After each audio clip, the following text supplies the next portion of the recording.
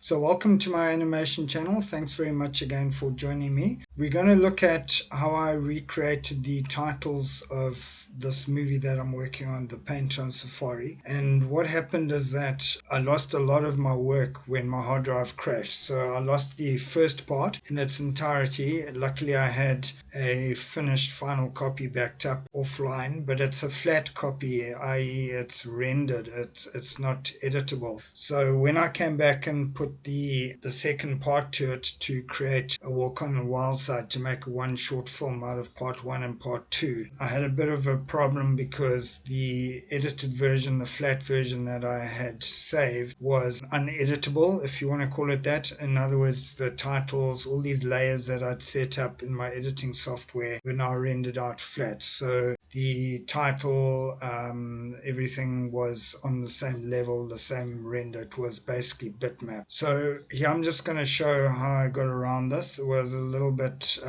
unnecessary. You don't want to be doing this because obviously you don't want to lose your work or your film, and B, you don't want to be working on flat or rendered video. You want to have your work in layers, especially when you're doing things like titles. So here's a bit that I had to change, which is right at the beginning of the movie. In the initial part one, it's the titles go part one into Africa, and I had to remove that and put in a walk on the wild side, which is on the bottom there.